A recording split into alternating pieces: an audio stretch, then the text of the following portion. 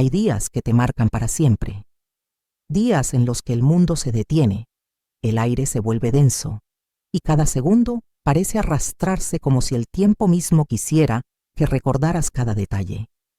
Para mí, ese día fue un martes cualquiera de abril, bajo un cielo gris que parecía reflejar exactamente lo que yo sentía por dentro, vacío, pesado, a punto de estallar. Recuerdo cada paso que di hacia aquella sala de audiencias.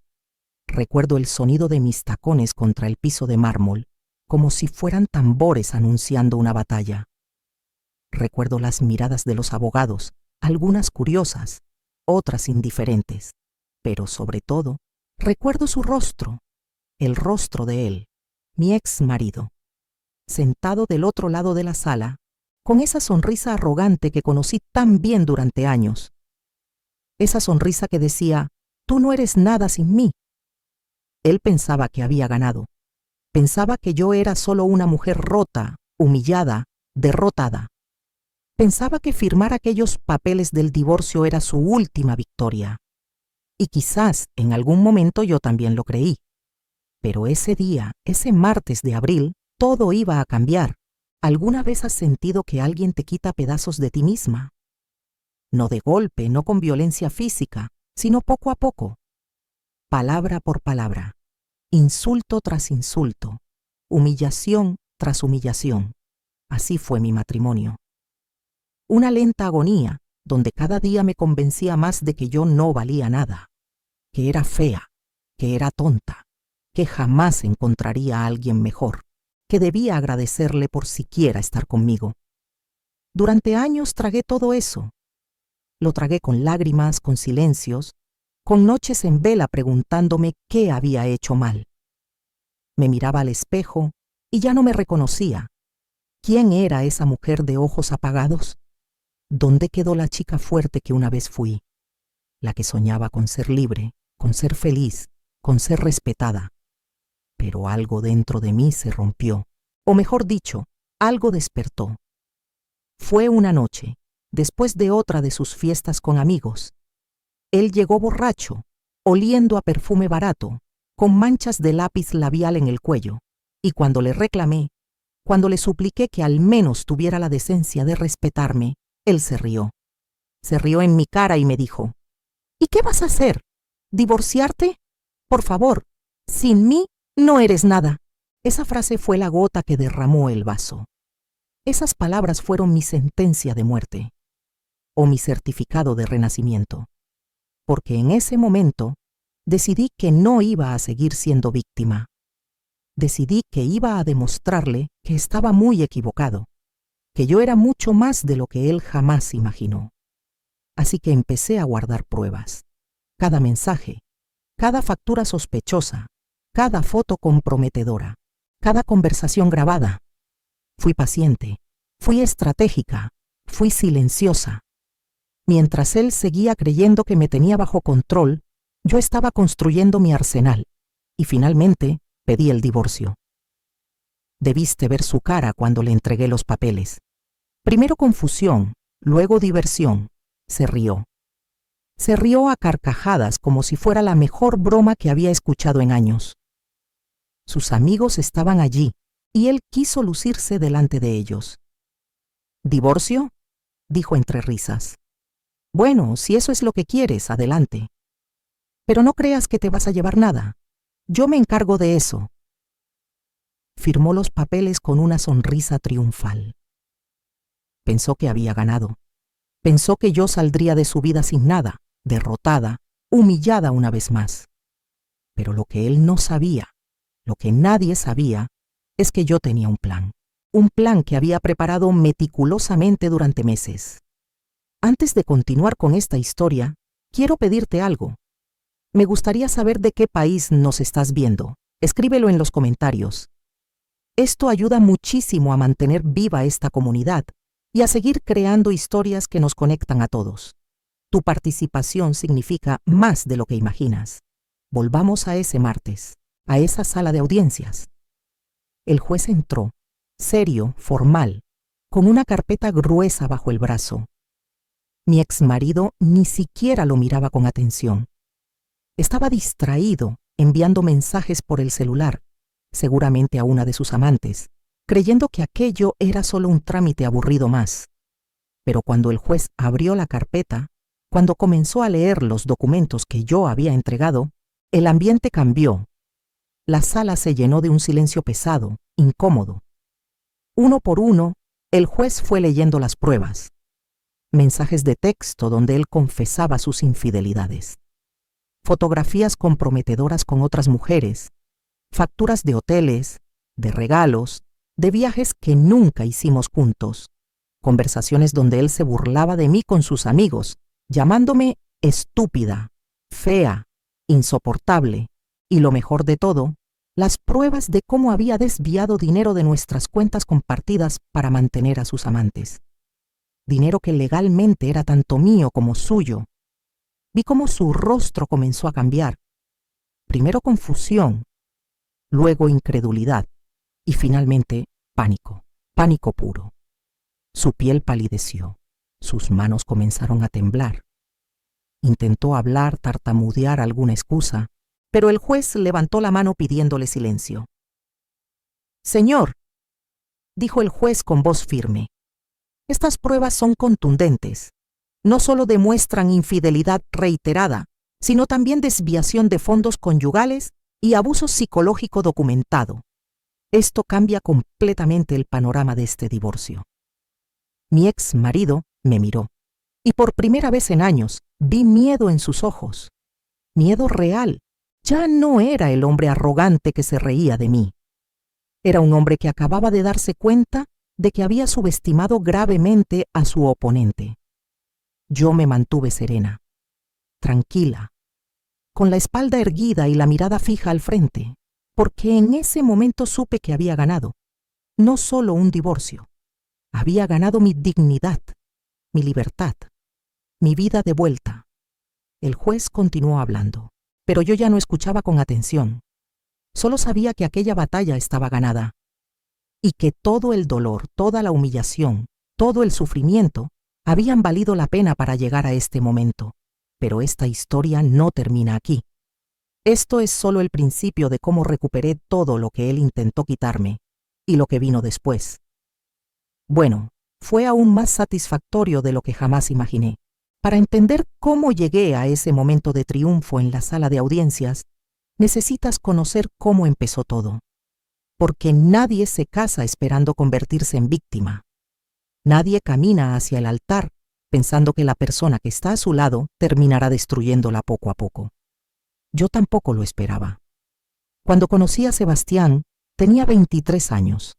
Era joven, ingenua, llena de sueños y con esa estúpida creencia de que el amor todo lo puede. Él era mayor que yo, 32 años, exitoso, seguro de sí mismo. Trabajaba en una empresa importante, manejaba un auto lujoso, vestía trajes impecables. Y cuando me miraba, sentía que era la mujer más especial del mundo. ¿Cómo no iba a enamorarme? Me llenaba de atenciones, de regalos, de palabras bonitas. Me decía que era hermosa, inteligente, perfecta, que había esperado toda su vida para encontrar a alguien como yo. Y yo, como una tonta, le creí cada palabra. Los primeros meses fueron un cuento de hadas, cenas románticas, viajes sorpresa, noches interminables de conversación. Me presentó a su familia, yo le presenté a la mía. Todo parecía perfecto, demasiado perfecto, y ya sabes lo que dicen. Cuando algo parece demasiado bueno para ser verdad, probablemente no lo es. La primera señal de alarma vino 6 meses después de comenzar la relación. Yo había salido con mis amigas a tomar algo, solo unas copas de vino y risas, nada extraordinario.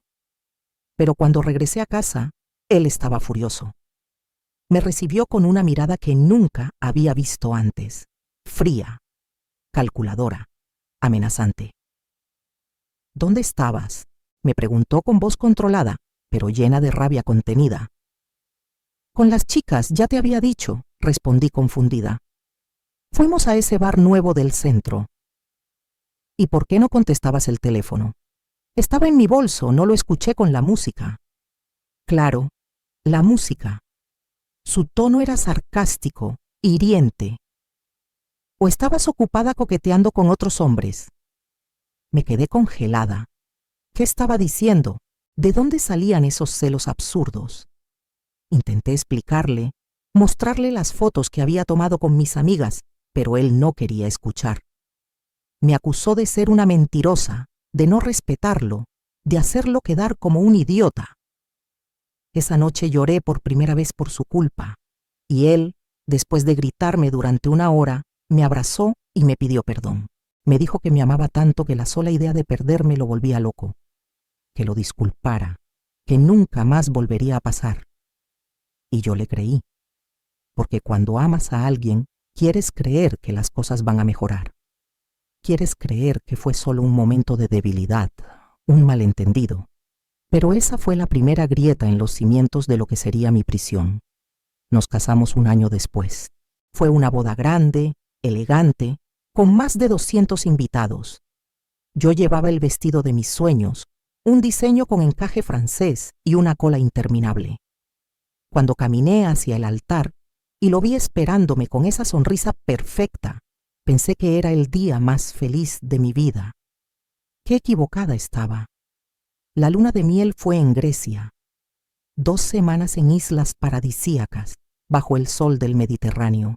Debería haber sido mágico, y lo fue. Los primeros 3 días. Después, todo comenzó a cambiar. Sebastián empezó a controlar todo. ¿Qué ropa usaba? ¿Con quién hablaba? ¿Cuánto tiempo pasaba arreglándome? Si un mesero me sonreía, él montaba una escena. Si yo quería ir sola a la playa, se enfurecía. «Eres mi esposa ahora», me decía. «Debes comportarte como tal, no como una cualquiera buscando atención». Cada día sumaba una nueva humillación, un nuevo comentario hiriente. Y cuando yo intentaba defenderme, él me acusaba de ser dramática, de exagerar, de arruinar nuestro viaje. Terminaba pidiéndole perdón por cosas que ni siquiera había hecho. Así empezó el patrón que definiría los próximos años de mi vida. Cuando regresamos a casa, las cosas empeoraron.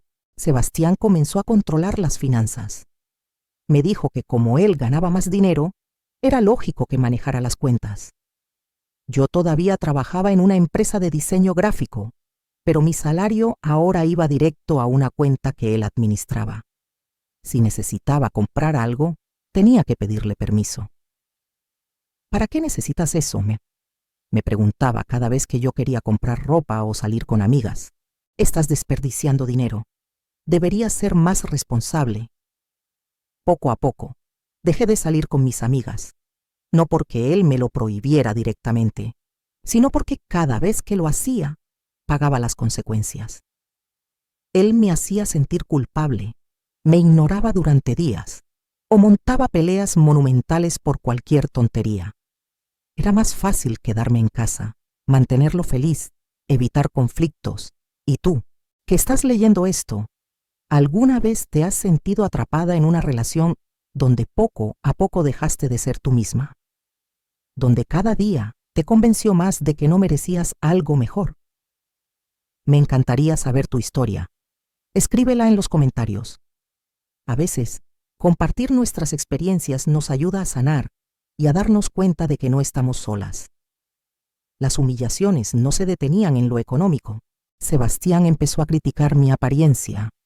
Decía que había engordado, que mi ropa era anticuada, que no me esforzaba lo suficiente por verme bien para él. Me comparaba con otras mujeres, con actrices, con sus compañeras de trabajo. «Mira a Valeria», me decía refiriéndose a la secretaria de su oficina. «Ella sí sabe cómo arreglarse, siempre impecable. Tú deberías aprender de ella». Comencé a hacer dietas extremas, a pasar horas en el gimnasio, a gastar dinero que no tenía en ropa y maquillaje. Pero nunca era suficiente. Siempre había algo mal. Mi cabello, mi peso, mi forma de hablar, de caminar, de reír, todo era motivo de crítica. Y cuando yo lloraba, cuando le decía que me estaba lastimando, él me acusaba de ser demasiado sensible. «No puedes recibir ni una crítica constructiva», decía con desdén. Así nunca vas a mejorar. Yo solo quiero lo mejor para ti, pero tú eres demasiado orgullosa para aceptarlo. Llegó un punto en el que dudaba de todo. ¿Realmente era yo el problema? ¿Era tan terrible como él decía? ¿Debía agradecerle por siquiera tolerarme? Mi autoestima estaba por los suelos. Ya no me reconocía en el espejo. La mujer que veía reflejada era un fantasma de quien había sido. Pero lo peor aún estaba por venir, porque las críticas y el control eran solo el comienzo. Sebastián tenía secretos oscuros que pronto comenzarían a salir a la luz. Y cuando descubrí la primera traición, algo dentro de mí comenzó a cambiar. Fue un sábado por la noche. Él había dicho que tenía una cena de trabajo y que llegaría tarde. Yo me quedé en casa, como siempre, viendo series sin sentido, tratando de distraer mi mente de la soledad que sentía incluso estando casada. Cerca de la medianoche, su teléfono sonó. Lo había dejado olvidado en la sala. En circunstancias normales, nunca habría mirado su teléfono, pero algo en mí, una intuición, me hizo levantarme y revisar la pantalla. Era un mensaje de una tal Caro. Decía: «Ya extraño tu boca. ¿Cuándo nos vemos de nuevo?» El mundo se detuvo.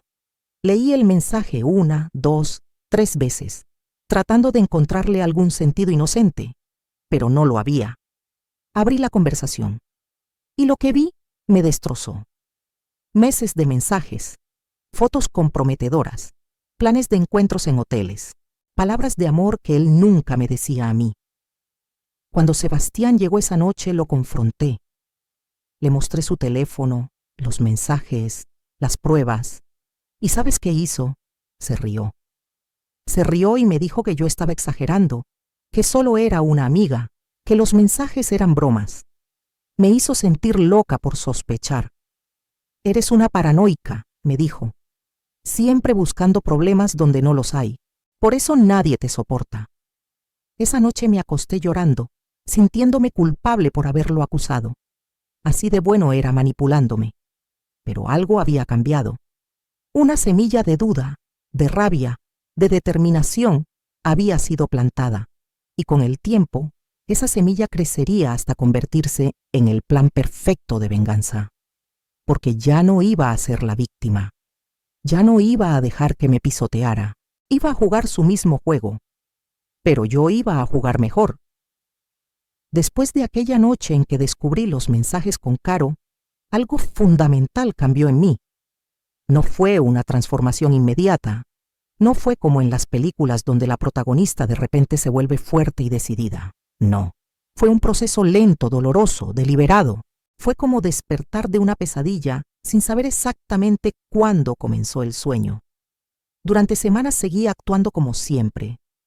La esposa sumisa, la mujer que pedía perdón por todo, la que mantenía la casa impecable y la cena lista. Pero por dentro, algo estaba cambiando. Cada vez que Sebastián me gritaba, cada vez que me humillaba delante de otros, cada vez que llegaba tarde oliendo a perfume ajeno, yo anotaba mentalmente cada detalle. Comencé a observarlo diferente, ya no con los ojos del amor ciego, sino con la mirada fría de alguien que estudia a su enemigo, porque eso era ahora, mi enemigo. Y en la guerra, conocer al enemigo es la mitad de la victoria. Me di cuenta de patrones que antes ignoraba. Sebastián era predecible en su arrogancia. Cada martes y jueves decía que tenía reuniones tardías en la oficina. Siempre los mismos días. Siempre las mismas excusas. Los fines de semana frecuentemente tenía compromisos de trabajo que duraban horas. Y su teléfono, que antes dejaba por cualquier lado, ahora lo llevaba consigo incluso al baño. Decidí que si iba a salir de este infierno, no sería como una víctima derrotada. Saldría como una ganadora. Pero para eso necesitaba paciencia, necesitaba pruebas. Necesitaba construir un caso tan sólido que él no tuviera manera de escapar. Empecé por lo básico. Abrí una cuenta de correo electrónico secreta que él no conocía. Compré un teléfono celular barato con una línea prepagada y lo escondí en el fondo de mi armario, entre ropa que nunca usaba. Ese sería mi teléfono para documentar todo. Cada vez que Sebastián me enviaba mensajes despectivos, los guardaba. Captura de pantalla, respaldo en la nube. Cada comentario hiriente, cada insulto por mensaje quedaba registrado. Él pensaba que esas palabras se las llevaba el viento, que yo las olvidaría como había olvidado tantas otras humillaciones. Pero yo las guardaba como diamantes, porque sabía que pronto valdrían oro. También comencé a grabar nuestras conversaciones. Al principio me sentía terrible haciéndolo. Me sentía como una traidora. Pero entonces recordaba todas las veces que él me había hecho sentir menos que nada. Todas las veces que me había acusado de estar loca cuando yo sabía que tenía razón y la culpa desaparecía. Tenía una pequeña grabadora de voz que escondía en mi bolso o en la sala. Capturé docenas de conversaciones donde él me insultaba, donde me decía que era estúpida, fea, inútil, donde se burlaba de mí con sus amigos cuando venían a casa y pensaban que yo no podía escucharlos desde la cocina, donde alardeaba sobre sus conquistas con otras mujeres. Una noche en particular, grabé algo especialmente valioso. Había invitado a 3 amigos a ver un partido de fútbol. Yo les serví bebidas y botanas, como la perfecta anfitriona, y luego me retiré a la habitación supuestamente a dormir. Pero dejé la grabadora funcionando bajo el sofá. Escuché cómo hablaban de mí como si fuera basura.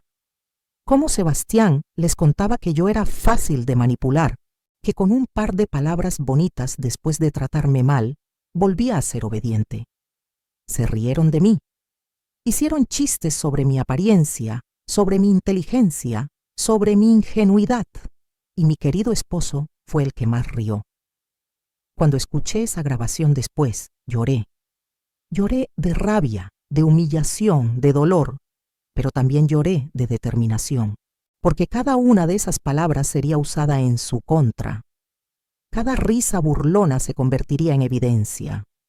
Y algún día, muy pronto, él comprendería el error que había cometido.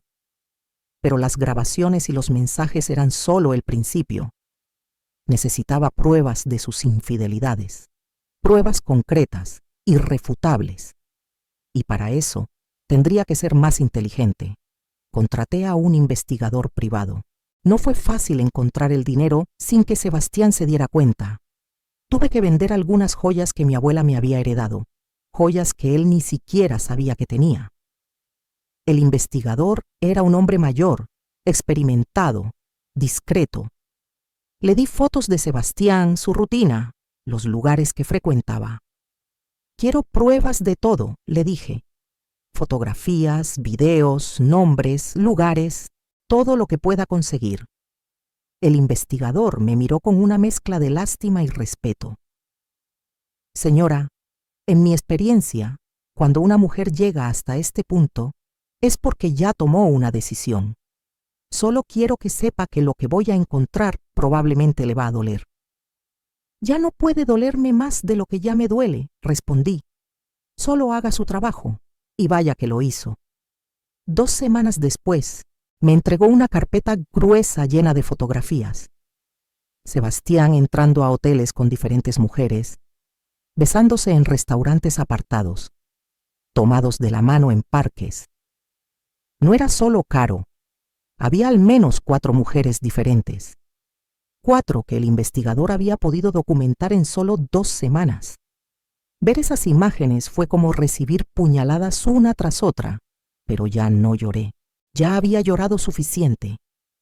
En lugar de eso, guardé cada fotografía, cada reporte, cada factura de hotel que el investigador había conseguido.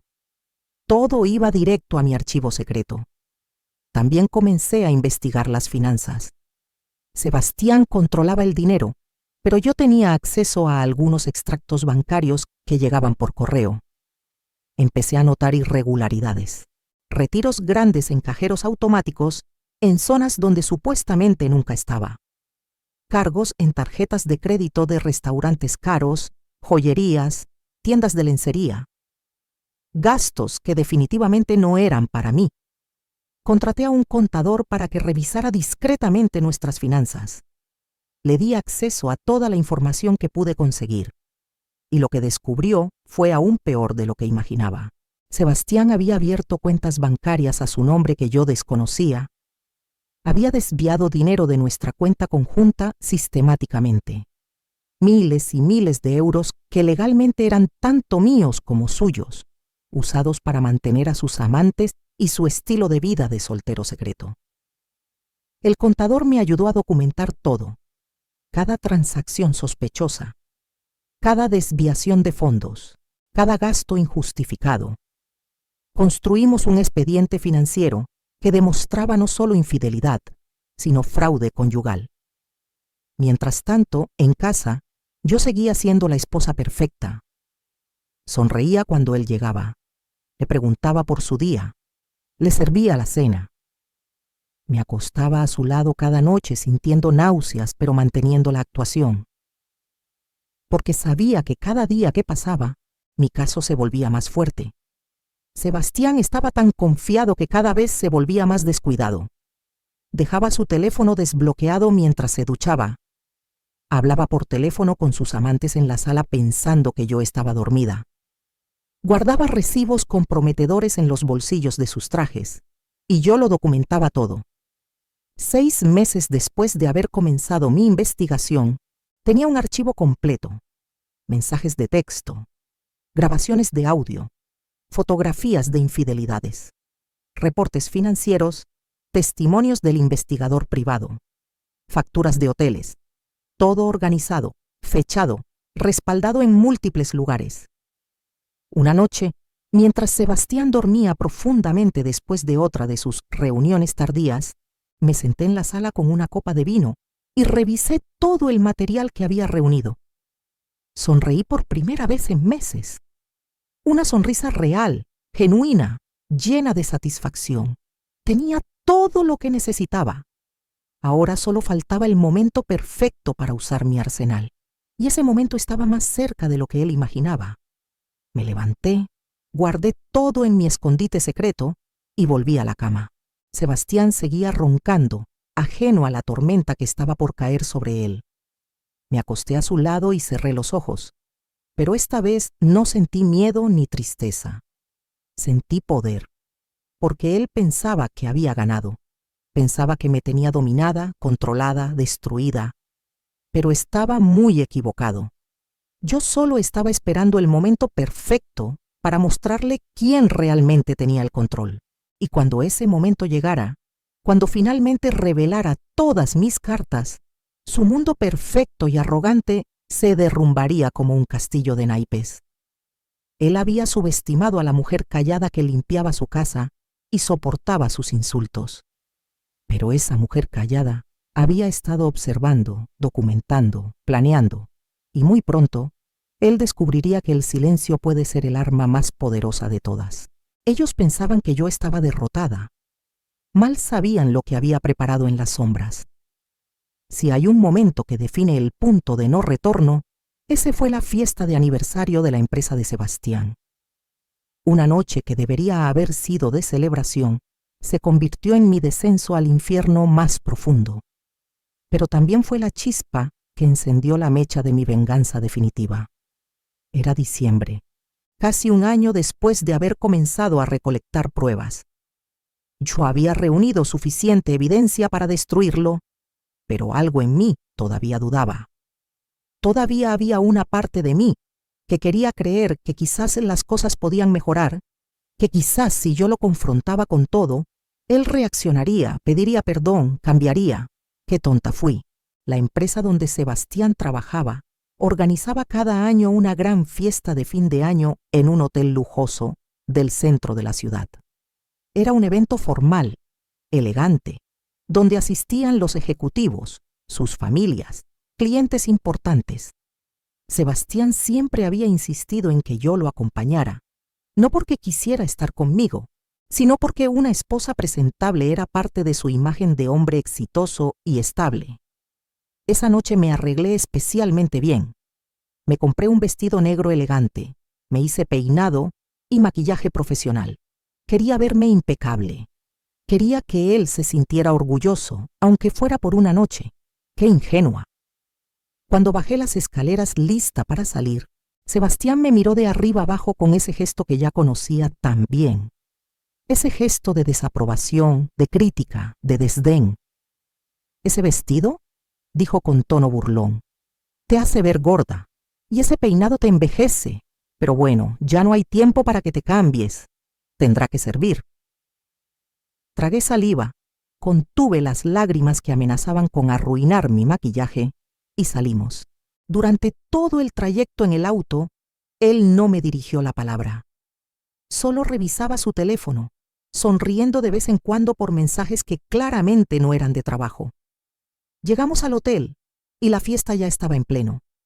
Música, luces, meseros circulando con copas de champán. Sebastián inmediatamente se sumergió en conversaciones con sus colegas, dejándome sola en una esquina como un mueble decorativo. Yo intentaba sonreír, saludar a la gente que conocía vagamente, pero me sentía invisible. Después de una hora de estar sola, decidí acercarme al grupo donde estaba Sebastián. Él hablaba animadamente con 3 compañeros de trabajo y sus esposas. Cuando me acerqué, él ni siquiera me miró. Sebastián, dije suavemente, ¿me presentas? Él se volteó hacia mí con una expresión de molestia, como si yo hubiera interrumpido algo importante. Ah, ella es mi esposa, dijo, con un tono completamente desprovisto de afecto. Ya saben, el compromiso necesario para mantener las apariencias. Los demás se rieron incómodos, sin saber si era una broma o no. Yo me quedé congelada. ¿Había dicho eso en serio? Delante de toda esta gente, pero no terminó ahí. Sebastián, animado por el alcohol y la atención de sus colegas, continuó. Honestamente, a veces me pregunto por qué sigo casado, dijo riéndose. Supongo que es más barato que divorciarse, ¿no? Más risas nerviosas. Yo sentía que el piso se abría bajo mis pies. Intenté alejarme con dignidad, pero él me tomó del brazo. ¿A dónde vas? No seas dramática, solo es una broma. Suéltame, susurré, sintiendo las lágrimas luchando por salir. ¿Ves?, le dijo a los demás. Demasiado sensible. No puede tomar ni una broma sin ofenderse. Me solté de su agarre y caminé hacia los baños lo más rápido que pude sin correr. Necesitaba encerrarme, llorar, desaparecer. Pero cuando iba por el pasillo, escuché voces conocidas que venían del jardín exterior del hotel. Me detuve. Una de esas voces era la de Sebastián. Me acerqué sigilosamente y me escondí detrás de una columna. Sebastián estaba allí, con 2 de sus amigos más cercanos, fumando y bebiendo. Y entonces escuché algo que me partió el corazón en 1000 pedazos y, al mismo tiempo, lo convirtió en hielo. ¿Ya viste a Valeria?, dijo uno de sus amigos. Está increíble esta noche. Sebastián se rió. Sí, está espectacular. No como mi esposa, que cada día está más descuidada. ¿Todavía sigues con Valeria?, preguntó el otro amigo. Obvio. Y con Carolina también. Y con una nueva que conocí en el gimnasio, Andrea. Sebastián sonaba orgulloso, como si estuviera alardeando de sus logros. Mi esposa no tiene idea. Es tan tonta que podría traer a mis amantes a casa y ni siquiera se daría cuenta. Los 3 rieron. Y yo, escondida detrás de esa columna, sentí que algo dentro de mí se rompía definitivamente. No era tristeza, no era dolor, era rabia pura, hirviente, incontrolable. ¿Y si te descubre?, preguntó uno de ellos. Sebastián soltó una carcajada. ¿Descubrirme, por favor? Esa mujer no tiene agallas para nada. Además, ¿qué va a hacer? ¿Divorciarse? Sin mí no es nada. Ella lo sabe. Yo lo sé. Todos lo saben. Pero si se divorcia, ¿no se queda con la mitad de todo? Solo si puede probarlo, dijo Sebastián con suficiencia. Y ella es demasiado estúpida para eso. Además, tengo buenos abogados. Si algún día decide crecer un par y pedirme el divorcio, me aseguraré de que salga sin nada. La voy a destruir tan completamente que va a arrepentirse de haber siquiera pensado en dejarme. En ese momento, mientras los escuchaba reír y brindar por la estupidez de las esposas fieles, tomé la decisión más importante de mi vida. Ya no había vuelta atrás. Ya no había dudas. Ya no había una parte de mí que quisiera salvar ese matrimonio. Sebastián había sellado su destino con sus propias palabras. Saqué mi teléfono secreto del bolso y grabé el resto de la conversación. Cada palabra venenosa, cada insulto, cada confesión arrogante de sus múltiples infidelidades. Todo quedó documentado. Cuando terminaron de fumar y volvieron a la fiesta, yo me quedé en el jardín unos minutos más. Respiré profundo. Me sequé las lágrimas. Me retoqué el maquillaje. Y cuando me miré en el espejo del baño minutos después, ya no vi a la mujer rota y humillada. Vi a alguien diferente. Vi a una guerrera. Volví a la fiesta y actué como si nada hubiera pasado. Sonreí, saludé, conversé. Cuando Sebastián me preguntó burlonamente si ya se me había pasado mi drama, le dije que sí, que lo sentía, que había exagerado. Él sonrió satisfecho, creyendo que una vez más me había puesto en mi lugar. Esa noche, cuando llegamos a casa, él se fue directo a la cama, borracho y satisfecho consigo mismo. Yo me quedé en la sala, mirando el techo, con mi teléfono en la mano. Tenía todo, absolutamente todo. Mensajes, fotografías, grabaciones, reportes financieros y ahora esta última grabación donde él mismo confesaba sus infidelidades y su plan de destruirme si yo me atrevía a dejarlo. Bueno, pues iba a atreverme. Pero no saldría destruida. El destruido sería él. A la mañana siguiente, llamé a un abogado especializado en divorcios, uno de los mejores de la ciudad, según mis investigaciones. Le conté todo. Le mostré todas las pruebas que había recolectado durante un año. Sus ojos se abrieron cada vez más mientras revisaba el material.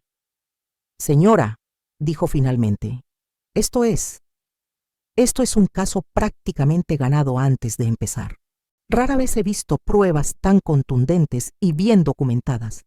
Su esposo no tiene manera de escapar de esto. Bien, respondí con una calma que yo misma no reconocía. Entonces comencemos. Quiero pedir el divorcio. ¿Está completamente segura? Una vez que iniciemos esto, no hay vuelta atrás. Estoy absolutamente segura. Más segura de lo que he estado de cualquier cosa en mi vida. Esa misma semana, Sebastián recibió los papeles del divorcio. Yo no estaba en casa cuando se los entregaron. Mi abogado me aconsejó que me quedara en casa de mi hermana por unos días, por seguridad. Pero me contaron que cuando el notario le entregó los documentos, Sebastián se rió. Se rió y llamó por teléfono a sus amigos para contarles la graciosa noticia de que su esposa finalmente había crecido un par. Déjenla que intente, les dijo según me contó después mi abogado. Esto va a ser más fácil que quitarle un dulce a un niño. Firmó los papeles sin siquiera leerlos completamente. Estaba tan confiado, tan seguro de que me aplastaría en corte, que ni siquiera se tomó el tiempo de revisar lo que estaba firmando. Ese fue su primer error. Su segundo error fue subestimar completamente lo que yo había preparado. Porque en esos papeles que él firmó tan alegremente, estaba incluida la fecha de la primera audiencia. Una audiencia donde yo presentaría todas mis pruebas, donde ese castillo de arrogancia que había construido comenzaría a derrumbarse. Yo tenía todo planeado al detalle, cada documento organizado, cada prueba respaldada, cada testigo preparado. El investigador privado que contraté estaba listo para declarar. El contador tenía su reporte completo de las irregularidades financieras. Y yo tenía copias de todo en múltiples lugares, por si acaso Sebastián intentaba algo desesperado. Pero en aquel mismo día, cuando firmó esos papeles con una sonrisa burlona en el rostro, decidí que la venganza sería inevitable. No importaba lo que costara. No importaba cuánto tiempo tomara. Sebastián iba a pagar por cada humillación, por cada lágrima, por cada noche que me hizo sentir menos que nada. y el reloj ya había comenzado su cuenta regresiva. Los días previos a la audiencia fueron extraños. Había una calma tensa en el aire, como esos minutos antes de que estalle una tormenta. Sebastián seguía actuando con su arrogancia habitual, incluso más confiado que antes. Había contratado a un abogado caro, de esos que usan trajes de diseñador y tienen oficinas en los pisos más altos de los edificios corporativos. Me enteré por mi abogado que Sebastián le había dicho a su representante legal que yo era una mujer despechada sin pruebas, que todo sería pan comido. Su abogado, según me contaron, estaba igual de confiado. Pensaban que con su experiencia y sus conexiones podrían hacer que yo saliera sin nada del matrimonio. Qué equivocados estaban. Yo me mudé temporalmente a casa de mi hermana Laura. Ella fue mi roca durante todo ese tiempo. La única persona a quien le conté lo que había estado haciendo durante el último año. Cuando le mostré todas las pruebas que había recolectado, se quedó sin palabras. «Dios mío», dijo con los ojos llenos de lágrimas.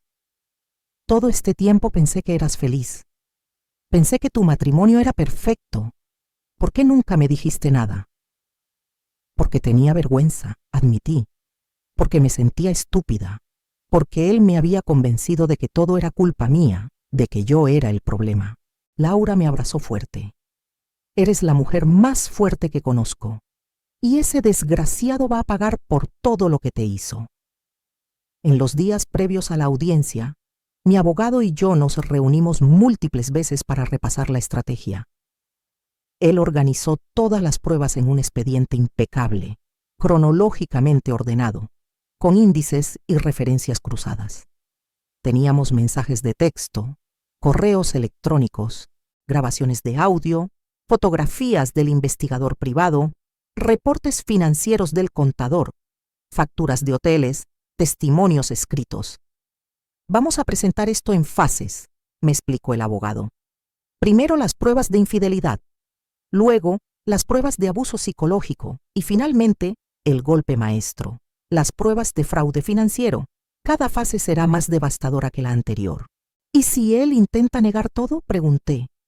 «Que lo intente», respondió mi abogado con una sonrisa. «Cada negación solo hará que las pruebas sean más contundentes. Además, tenemos grabaciones donde él mismo confiesa. No hay manera de que salga bien librado de esto». La noche antes de la audiencia no pude dormir. No por nerviosismo, sino por anticipación. Era como la víspera de Navidad cuando eres niña, pero en lugar de regalos, lo que esperaba era justicia. Justicia que había tardado años en llegar, pero que finalmente estaba a la vuelta de la esquina. Me levanté temprano. Me arreglé con cuidado. Elegí un traje sastre gris, elegante pero sobrio. Nada llamativo. Nada que pudiera distraer de lo realmente importante, las pruebas. Me recogí el cabello en un moño. Me puse maquillaje natural. Quería verme serena, profesional, en control. Laura insistió en acompañarme. «No vas a enfrentar esto sola», me dijo. «Estaré allí, en la sala, apoyándote cada segundo». Llegamos al juzgado media hora antes de la audiencia. Mi abogado ya estaba allí, con 3 cajas grandes llenas de documentos y pruebas. Cuando me vio llegar, sonrió. «¿Lista para esto?», preguntó. «Más que lista», respondí. Entramos a la sala de audiencias. Era más pequeña de lo que había imaginado, más íntima.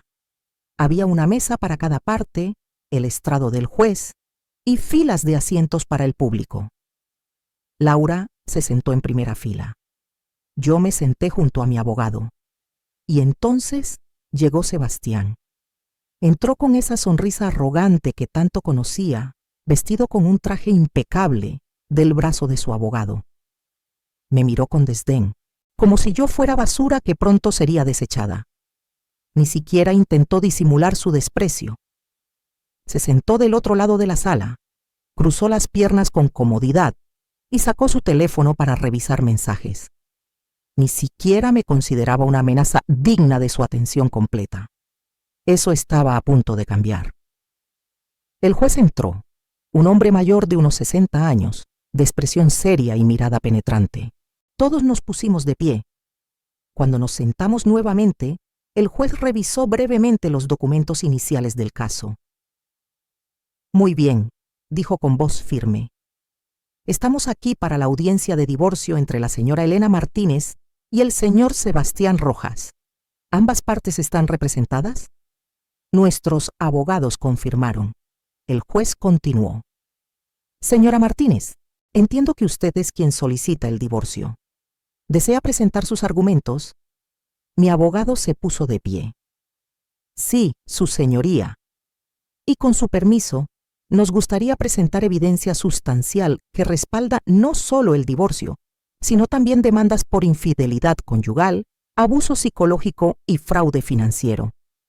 El abogado de Sebastián se rió. Literalmente se rió. Su señoría, esto es ridículo. Mi cliente es un hombre de negocios respetable. Estas son claramente acusaciones infundadas de una mujer despechada que no puede aceptar que su matrimonio terminó. El juez lo miró con severidad. Letrado tendrá su oportunidad de hablar. Por ahora, permita que la parte demandante presente su caso. Mi abogado abrió la primera caja de documentos. Su señoría, comenzaremos con las pruebas de infidelidad. Durante los últimos 18 meses, el señor Rojas mantuvo relaciones simultáneas con al menos 4 mujeres diferentes. Tenemos fotografías tomadas por un investigador privado certificado, mensajes de texto, correos electrónicos y facturas de establecimientos donde se encontraba con estas mujeres. Comenzó a pasar las fotografías al juez, una por una. Sebastián entrando a hoteles con diferentes mujeres, besándose en restaurantes, tomados de la mano. En cada imagen, la fecha y hora estaban claramente marcadas. Vi cómo la expresión de Sebastián comenzaba a cambiar. La sonrisa arrogante se iba desvaneciendo lentamente. Su abogado se inclinó hacia él y le susurró algo. Sebastián negó con la cabeza, pero ya no parecía tan seguro. Además, continuó mi abogado, tenemos mensajes de texto donde el señor Rojas explícitamente habla de sus relaciones extramaritales. Proyectó en una pantalla algunos de los mensajes. Conversaciones donde Sebastián le decía a sus amantes que me engañaba, que yo era tonta y nunca sospecharía nada. Mensajes donde coordinaba encuentros mientras supuestamente estaba en reuniones de trabajo. El juez leía cada mensaje con expresión cada vez más seria. Sebastián ya no miraba su teléfono. Estaba rígido en su silla, con las manos apretadas. Eso no es todo, su señoría, dijo mi abogado. También tenemos grabaciones de audio donde el señor Rojas confiesa sus infidelidades y hace comentarios degradantes sobre su esposa. Reprodujo la grabación de la fiesta de la empresa. La voz de Sebastián llenó la sala, clara e inconfundible. Mi esposa no tiene idea. Es tan tonta que podría traer a mis amantes a casa y ni siquiera se daría cuenta. Esa mujer no tiene agallas para nada. Sin mí no es nada. El silencio en la sala era absoluto. Vi cómo el rostro de Sebastián comenzaba a palidecer. Su abogado lucía incómodo, revisando desesperadamente sus propios documentos como si buscara algo, lo que fuera, para contraatacar. Pero mi abogado no había terminado. Ahora pasaremos a las pruebas de abuso psicológico, dijo con calma profesional. Durante años, el señor Rojas sometió a mi clienta a humillaciones constantes, insultos y manipulación emocional. Tenemos múltiples grabaciones que documentan este patrón de abuso. Reprodujo varias de las grabaciones que yo había recolectado. La voz de Sebastián insultándome, diciéndome que era fea, gorda, estúpida, inútil, burlándose de mí con sus amigos, diciéndoles que yo era fácil de manipular. Cada palabra que salía de esas grabadoras era como un martillo cayendo sobre la reputación de Sebastián. El juez tomaba notas, su expresión cada vez más severa. Y finalmente su señoría, dijo mi abogado, preparándose para el golpe final. Tenemos pruebas de fraude financiero conyugal. El contador que había contratado fue llamado como testigo experto. Explicó detalladamente cómo Sebastián había desviado fondos de cuentas conjuntas. había abierto cuentas secretas, había gastado dinero marital en sus amantes, presentó extractos bancarios, reportes de transacciones, documentos financieros que mostraban cada movimiento sospechoso. En total, dijo el contador, el señor Rojas desvió aproximadamente 120.000 euros de fondos conyugales durante los últimos 3 años, fondos que legalmente pertenecían en parte a la señora Martínez y que fueron usados para actividades extramaritales. Sebastián estaba ahora completamente pálido. Sus manos temblaban visiblemente. Intentó decir algo, pero su abogado lo detuvo. El juez cerró la carpeta que tenía frente a él y miró directamente a Sebastián. Señor Rojas, dijo con voz grave, estas pruebas son extraordinariamente contundentes. No solo demuestran infidelidad reiterada y sistemática, sino también un patrón de abuso psicológico y, lo que es más grave, desviación deliberada de fondos conyugales. ¿Tiene algo que decir en su defensa? Sebastián intentó hablar, pero su voz salió como un graznido. ¿Yo? Esas grabaciones fueron sacadas de contexto. ¿Sacadas de contexto? El juez alzó una ceja. Señor Rojas, lo escuchamos claramente confesando múltiples infidelidades y describiendo en detalle cómo engañabas a su esposa. ¿Qué contexto podría justificar eso? El abogado de Sebastián intentó intervenir, pero sonaba derrotado. Su señoría, solicitamos un receso para revisar estas pruebas con nuestro cliente. Denegado, dijo el juez firmemente. Estas pruebas debieron haber sido anticipadas por ustedes.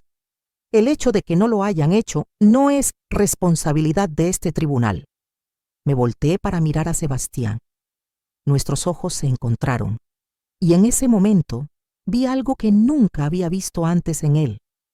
Miedo. Miedo puro y absoluto. Finalmente comprendía que había perdido, que todo su castillo de arrogancia se estaba derrumbando.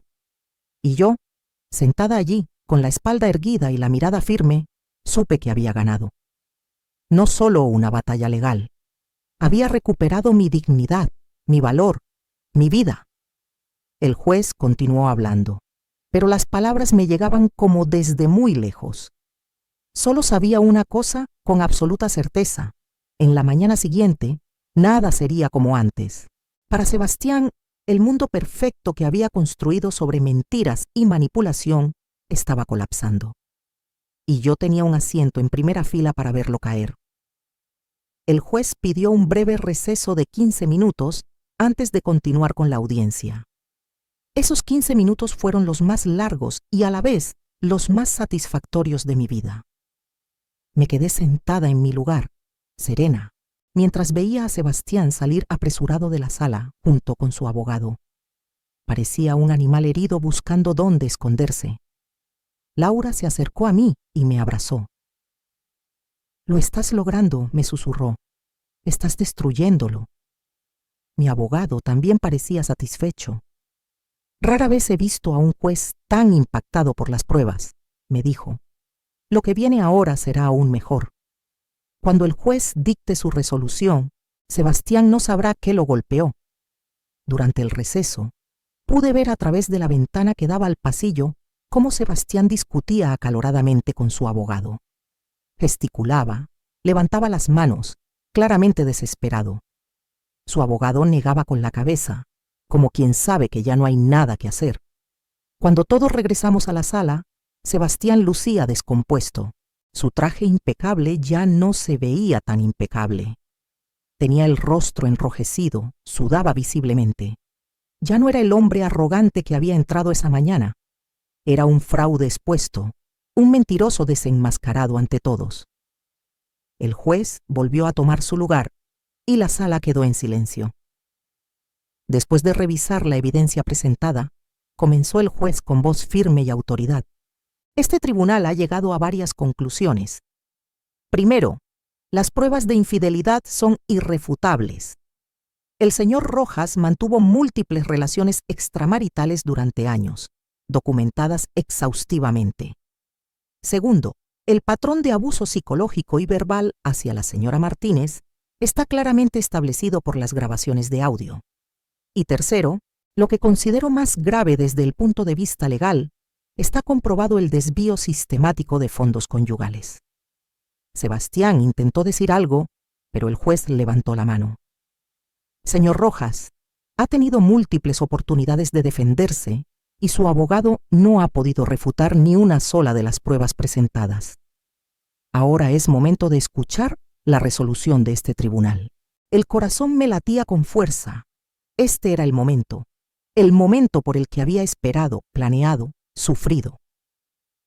Primero, continuó el juez, este tribunal declara disuelto el matrimonio entre Elena Martínez y Sebastián Rojas, efectivo inmediatamente. La señora Martínez queda libre de cualquier obligación conyugal. Sentí un peso enorme salir de mis hombros. Finalmente era libre. Libre de verdad. Segundo, el juez continuó. En cuanto a la división de bienes, normalmente en un divorcio sin causales graves, los bienes se dividen equitativamente. Sin embargo, dadas las circunstancias excepcionales de este caso, este tribunal dictamina lo siguiente. La señora Martínez recibirá el 65% de todos los bienes matrimoniales, incluyendo la vivienda conyugal, las cuentas de ahorro y las inversiones. El señor Rojas recibirá el 35% restante. Vi cómo Sebastián se hundía en su silla. Su abogado escribía furiosamente en su libreta. Además, el juez no había terminado. El señor Rojas deberá reembolsar a la señora Martínez la totalidad de los 120.000 euros que desvió de los fondos conyugales, más intereses. Este pago deberá realizarse en un plazo no mayor a 6 meses. Sebastián palideció aún más. 120.000 euros más intereses. Eso lo dejaría prácticamente en bancarrota. Tercero, continuó el juez, como compensación por los años de abuso psicológico documentado, el señor Rojas pagará a la señora Martínez una indemnización adicional de 50.000 euros por daños morales. Ahora Sebastián tenía las manos en la cabeza. Su mundo se estaba derrumbando pieza por pieza ante sus ojos. Y finalmente, el juez hizo una pausa dramática. Este tribunal está remitiendo copias de toda la evidencia financiera al Departamento de Impuestos para que investiguen posibles irregularidades fiscales en las cuentas del señor Rojas. Si se descubre que evadió impuestos o cometió fraude fiscal, enfrentará cargos criminales adicionales. Eso fue el golpe final. Sebastián se desplomó completamente. Su abogado cerró su portafolio con resignación. Sabía que no había nada más que hacer. ¿Alguna de las partes desea agregar algo?, preguntó el juez. Mi abogado se puso de pie. Su señoría, mi clienta desea hacer una declaración breve, si el tribunal lo permite. El juez asintió. Mi abogado me miró y me hizo un gesto. Era mi turno. Me puse de pie. Sentí que las piernas me temblaban ligeramente, pero mi voz salió firme y clara. Su señoría, solo quiero decir que durante años creí que era yo quien estaba equivocada, que era yo quien no valía nada. Mi ex esposo me convenció de eso día tras día, pero hoy, gracias a la justicia de este tribunal, recupero no solo mis derechos, sino mi dignidad. Quiero que quede claro que ninguna mujer, ninguna persona, debe tolerar abuso de ningún tipo, y que siempre, siempre hay una salida. Me volteé y miré directamente a Sebastián. Él tenía la cabeza baja, incapaz de sostenerme la mirada. Y a ti, Sebastián, dije con voz tranquila pero llena de fuerza, te digo gracias. Gracias por subestimarme. Gracias por creer que era demasiado tonta para defenderme. Porque esa arrogancia tuya fue lo que te destruyó. Yo no era la débil.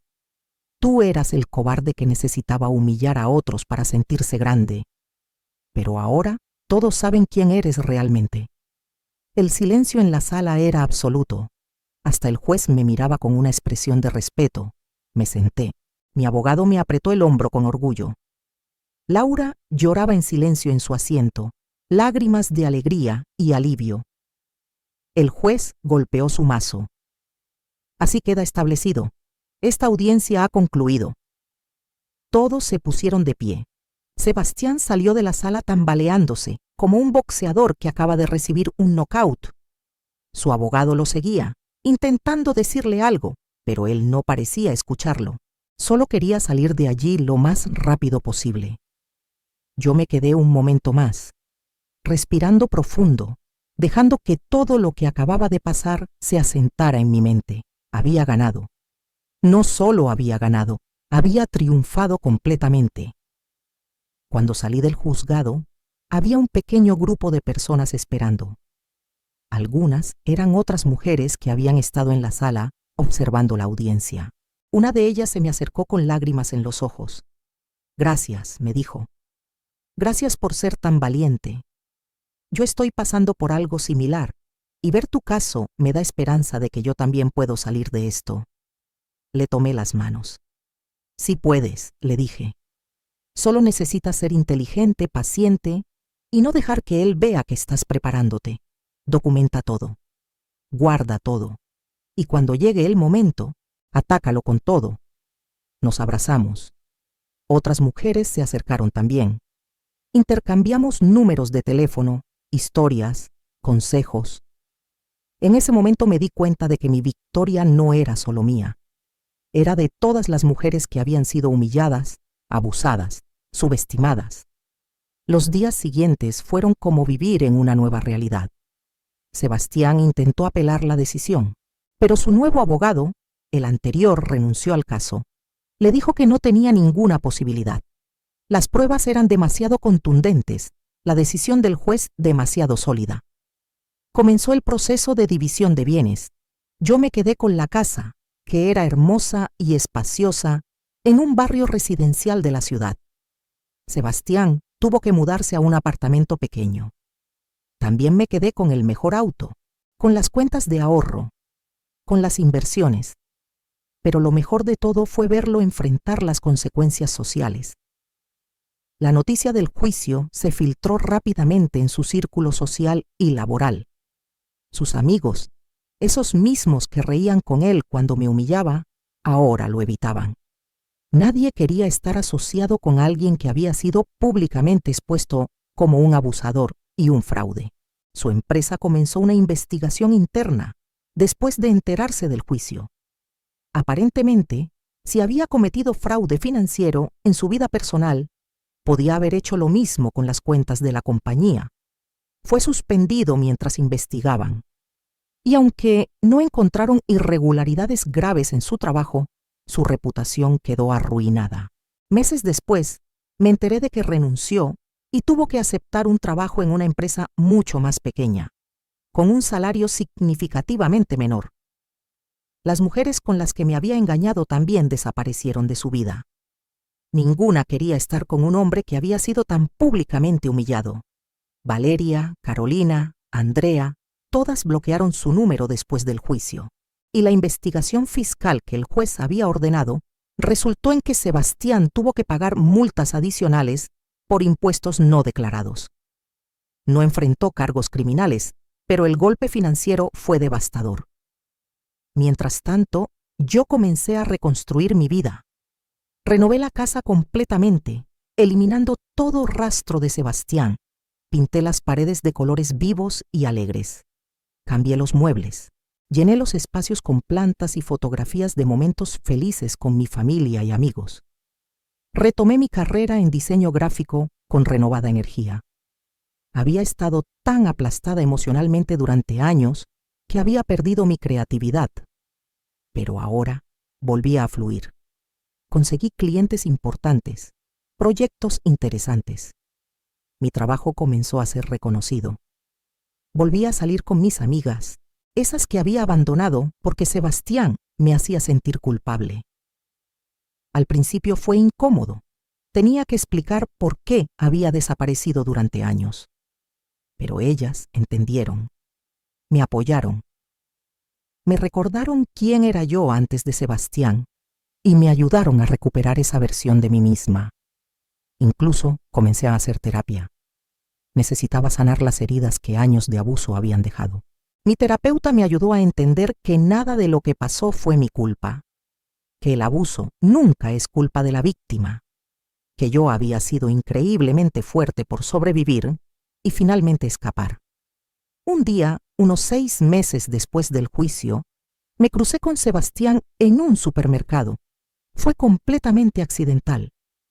Yo estaba comprando frutas cuando lo vi en el pasillo de al lado. Se veía terrible. Había perdido peso, tenía ojeras profundas, su ropa ya no era impecable como antes.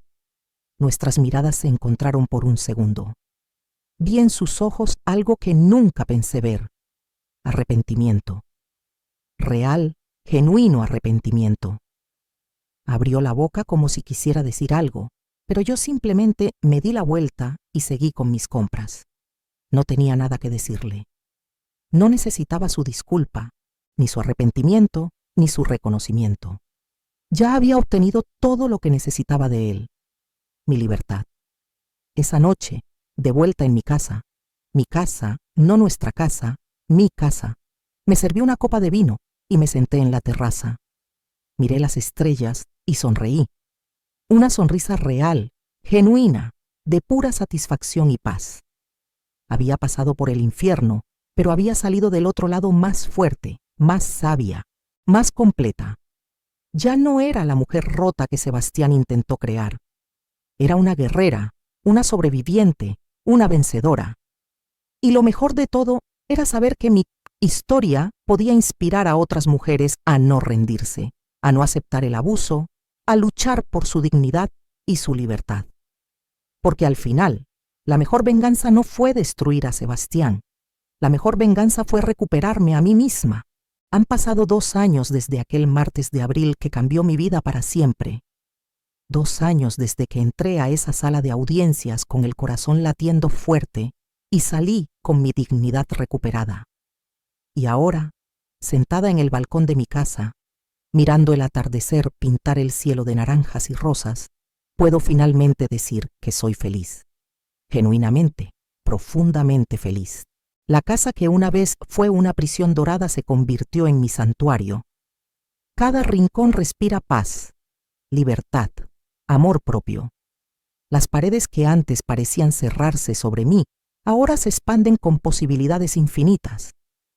Este espacio ya no guarda ecos de insultos ni memorias de humillación, solo risas, música, creatividad y esperanza.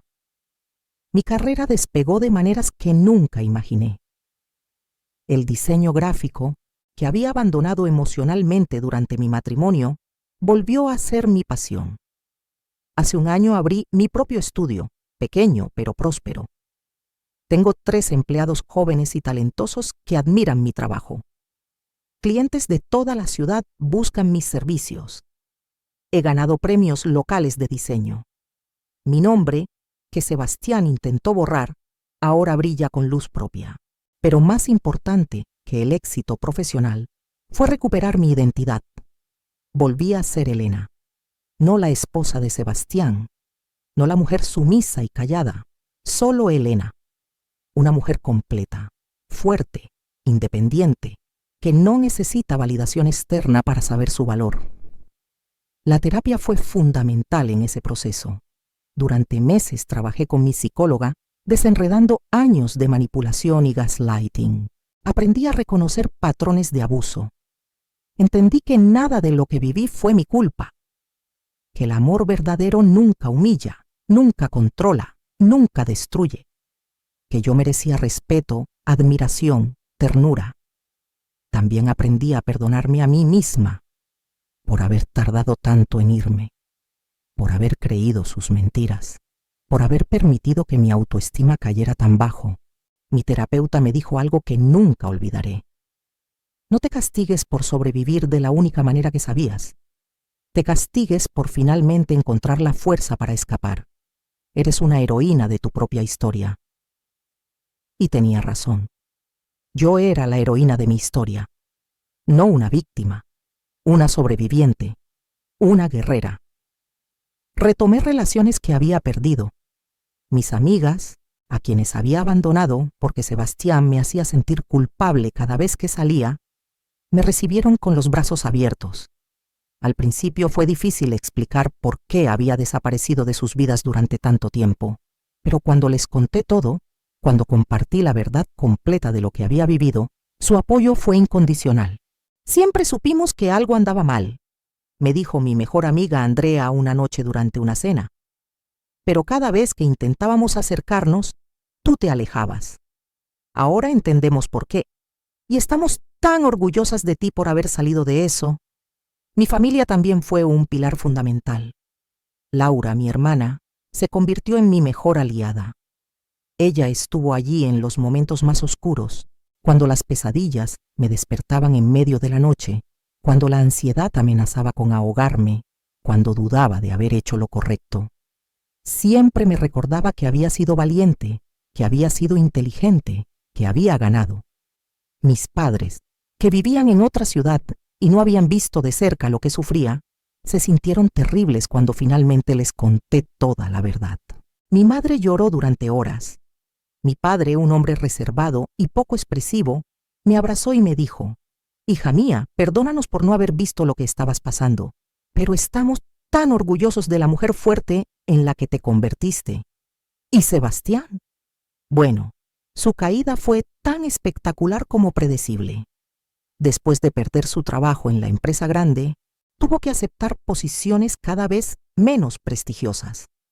Su reputación quedó destruida no solo en el ámbito personal, sino también profesional. La investigación fiscal lo dejó con deudas considerables. Tuvo que vender su auto de lujo, mudarse a un vecindario modesto, renunciar al estilo de vida ostentoso que tanto amaba. Escuché por terceros que intentó contactarme varias veces durante el primer año. Llamadas que nunca respondí, mensajes que bloqueé sin leer, intentos de acercamiento que rechacé firmemente. Mi abogado manejó toda la comunicación relacionada con los pagos que me debía. Yo no necesitaba ni quería hablar con él nunca más. Algunos mutuos conocidos me dijeron que Sebastián estaba en terapia, que supuestamente había cambiado, que se arrepentía de todo. Pero francamente no me importaba. Su redención, si es que era real, era su problema. Yo ya había seguido adelante. Hubo un momento, aproximadamente un año después del divorcio, en que consideré perdonarlo, no por él sino por mí, porque cargaba con mucha rabia y esa rabia pesaba.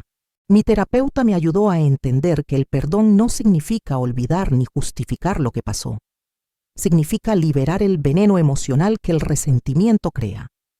Significa cerrar ese capítulo completamente. Así que en privado, en la intimidad de mi corazón, lo perdoné. No le dije nada a él. No necesitaba saberlo. Fue un acto de amor propio, de liberación personal. Y después de hacerlo, sentí que finalmente podía respirar completamente. El peso que llevaba en el pecho desapareció. Ya no era su víctima, ni siquiera era su enemiga. Simplemente era libre. También me convertí en una voz para otras mujeres. Mi caso, aunque intenté mantenerlo privado, se hizo conocido en ciertos círculos. Organizaciones de apoyo a víctimas de violencia doméstica me contactaron para dar charlas, compartir mi historia, inspirar a otras mujeres a buscar ayuda. Al principio dudé. Era doloroso revivir esos recuerdos.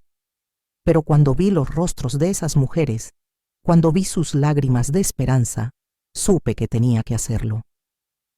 He dado más de 20 charlas en los últimos 2 años, en refugios, en centros comunitarios, en universidades.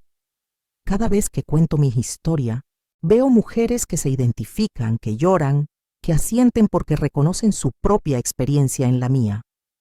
Y al final, siempre hay al menos una que se me acerca y me dice: «Gracias, necesitaba escuchar esto. Ahora sé que también puedo salir de mi situación». Esos momentos hacen que todo haya valido la pena. El dolor, las lágrimas, los años perdidos. Todo tiene sentido cuando puedo convertir mi sufrimiento en herramienta para ayudar a otras. También escribí.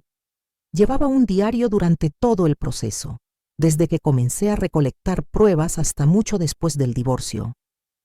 Un editor que asistió a una de mis charlas me propuso convertir ese diario en un libro.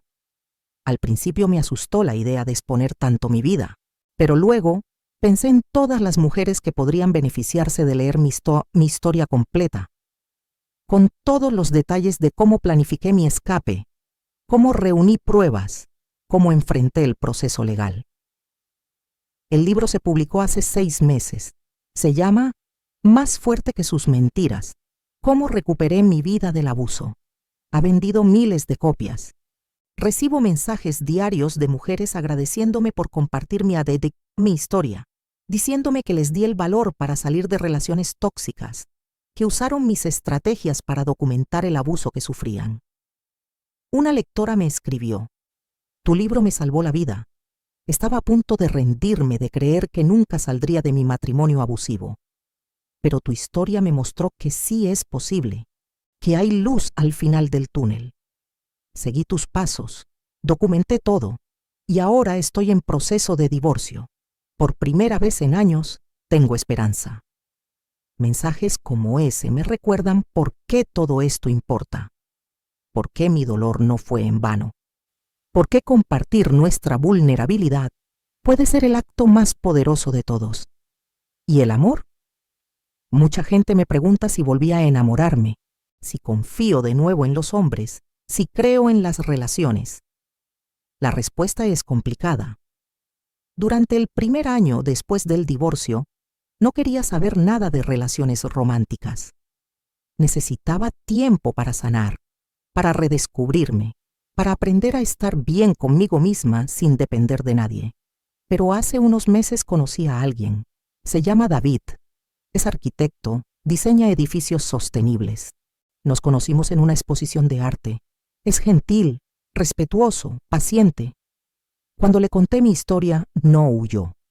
No me juzgó. No me vio como alguien dañada. Me vio como alguien fuerte, valiente, inspiradora. Nuestra relación va despacio, y eso está bien. Él entiende que necesito tiempo, que a veces tengo momentos de ansiedad, que ciertos comportamientos me disparan recuerdos del pasado. Y en lugar de frustrarse, me apoya. Me da espacio cuando lo necesito, pero también está presente cuando lo requiero. No sé si esto se convertirá en algo serio, pero lo que sí sé es que ahora reconozco cómo se siente el respeto verdadero, cómo se siente una relación sana. Y nunca, nunca más aceptaré menos de lo que merezco. Mis amigas bromean diciendo que me convertí en una experta en detectar señales de alarma en relaciones. Y tienen razón. Ahora puedo identificar manipulación a kilómetros de distancia. Puedo ver gaslighting antes de que se establezca completamente. Puedo reconocer amor bomba, control disfrazado de cuidado, celos presentados como amor. Y cuando veo a otras mujeres en situaciones similares a la que yo viví, intervengo. Gentilmente, sin juzgar, pero firmemente. Les comparto recursos, números de ayuda, estrategias para salir de forma segura. Porque sé lo difícil que es ver la realidad cuando estás dentro del abuso. Sé lo fácil que es creer que las cosas van a mejorar, que tú eres el problema, que nadie más te va a querer. Mi mensaje para cualquier mujer que esté leyendo esto y se identifique con mi historia es simple pero poderoso. No estás sola, no estás loca, no es tu culpa. Y sí, hay una salida. No será fácil, será doloroso, aterrador, agotador. Pero del otro lado está la libertad, está la paz, está la posibilidad de volver a ser quien realmente eres. Y créeme cuando te digo que vale la pena cada lágrima, cada noche en vela, cada momento de miedo. Porque ahora, 2 años después, puedo decir con absoluta certeza que recuperar mi vida fue la mejor decisión que tomé. Aquella mujer asustada y humillada que firmó los papeles del divorcio con manos temblorosas ya no existe. En su lugar está una mujer segura, fuerte, radiante. Una mujer que sabe su valor y no acepta migajas. Una mujer que aprendió que el amor propio no es egoísmo, es supervivencia. Una mujer que convirtió su dolor en propósito, su tragedia en triunfo. Sebastián quiso destruirme, intentó borrarme, anularme, convertirme en nada, pero fracasó. No solo sobreviví, prosperé, brillé. Me convertí en alguien más fuerte, más sabia, más completa de lo que él nunca me dejó ser. Así que si hay algo que aprendí de toda esta experiencia es esto: nunca subestimes a una mujer callada, porque ese silencio puede ser estrategia, esa quietud puede ser preparación, y cuando finalmente actúe, lo hará con una fuerza que ni ella misma sabía que poseía. Hoy miro mi vida y no tengo remordimientos. No desearía que nada hubiera sido diferente porque todo, incluso el dolor, me trajo hasta aquí, hasta este momento de paz profunda, de alegría genuina, de libertad absoluta. Ya no soy la esposa de nadie, soy Elena, diseñadora gráfica, escritora, activista, sobreviviente, guerrera y sobre todo, soy libre. Y tú, que me has acompañado a través de esta historia, si te encuentras en una situación similar, quiero que sepas algo. También puedes ser libre. También puedes recuperar tu vida. También puedes convertir tu dolor en poder. Solo necesitas tomar la decisión. Y cuando lo hagas, cuando finalmente digas ya basta, descubrirás una fuerza dentro de ti que ni siquiera sabías que existía. Una fuerza capaz de mover montañas, de derribar imperios, de reconstruir vidas. Esa fuerza siempre estuvo allí. Solo estaba esperando que la despertaras. Si esta historia te tocó el corazón, si te hizo reflexionar, si te dio esperanza o coraje, me encantaría que la compartieras. Que sea un faro para otras mujeres que navegan por mares tormentosos. Que sea un recordatorio de que el abuso nunca está justificado, que la humillación no es amor, que mereces ser tratada con dignidad y respeto. Y si necesitas ayuda, por favor, búscala. Hay organizaciones, refugios, líneas de ayuda, terapeutas, abogados especializados. No estás sola. Hay toda una red de personas dispuestas a apoyarte, a creer en ti, a ayudarte a recuperar tu vida. La venganza más dulce no es destruir a quien te lastimó, es recuperarte a ti misma. Es vivir tan bien, tan plenamente, tan felizmente, que tu existencia misma sea prueba de que no pudieron quebrarte. Y créeme, ese tipo de venganza es la más satisfactoria de todas.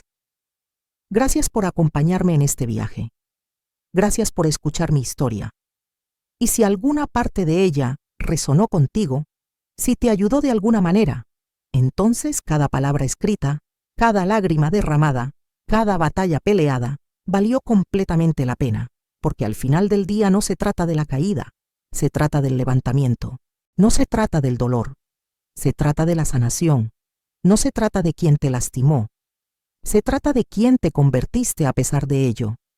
Y yo me convertí en alguien de quien estoy profundamente orgullosa, alguien libre, alguien feliz, alguien completa.